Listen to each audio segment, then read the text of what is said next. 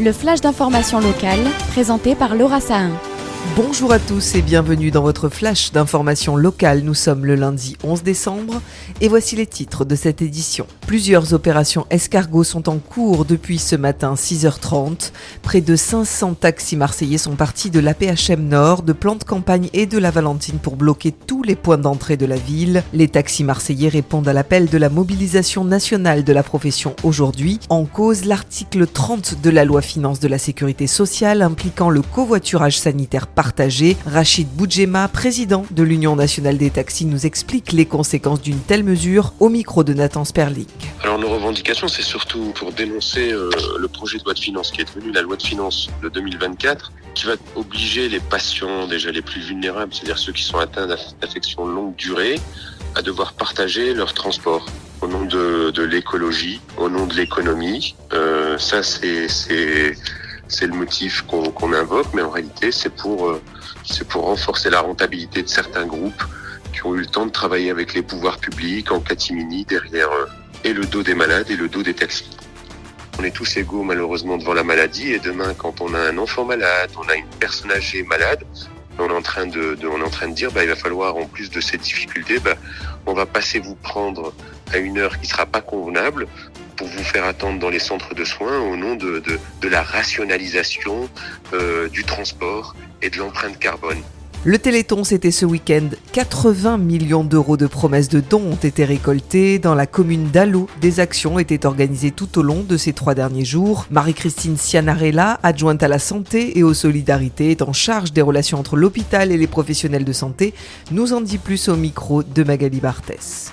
À Allo, sous l'impulsion de notre maire Lionel Decala, nous avons proposé pour la recherche, donc en faveur du Téléthon, l'achat de ballons pour les jeunes enfants. Nous avons proposé des maquillages de ces enfants-là, moyennant donc une petite rétribution en faveur du Téléthon. Nous avons mobilisé les commerçants pour des dons et voilà, l'opération Téléthon s'est déroulée comme cela. Sur Allo, nous sommes mobilisés régulièrement pour toutes les maladies, notamment pour l'association LA. Nous avons mené également ce week-end l'opération Fontaine des jouets au profit des enfants déshérités en faveur de 8 associations, le patronage Saint-Laurent, le patronage des Olives, le Secours populaire, les Blues roses qui interviennent en oncologie pédiatrique sur le handicap des enfants hospitalisés, l'association Mon Refuge pour les personnes en grande précarité, les actions humanitaires qui agissent en France et dans le monde.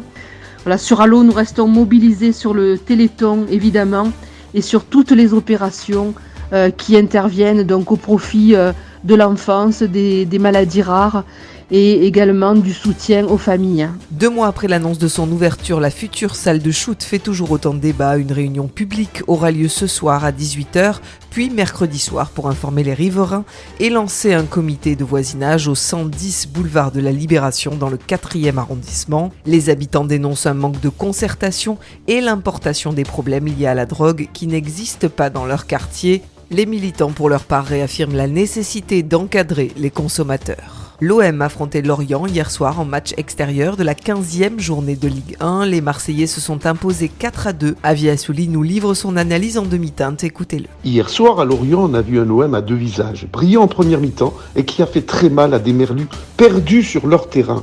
4-1, la messe était dite, mais que nenni. Les Lorientais se sont réveillés au retour des vestiaires, plus agressifs et gagnant leur duel. Ils ont bousculé les Marseillais qui ont reculé et les Merlus ont donc logiquement réduit le score. 4-2 pour l'OM, le doute était là, le mental des Olympiens était au plus bas, d'autant plus que Klose se faisait expulser. Désormais à 10, la fatigue aidant, l'OM a tenu donc dans la souffrance. On retiendra cette première victoire de la saison à l'extérieur. Autre satisfaction, les 2 buts d'Aubameyang et surtout un OM qui grimpe à la 6e place du classement et qui recolle donc aux équipes de tête. Ma recommandation télé ce soir est un grand classique que rediffuse la première chaîne. Il s'agit de Dirty Dancing, l'indémodable film culte sera diffusé ce soir à 21h10 sur TF1. Un peu de danse et de légèreté ne fera pas de mal.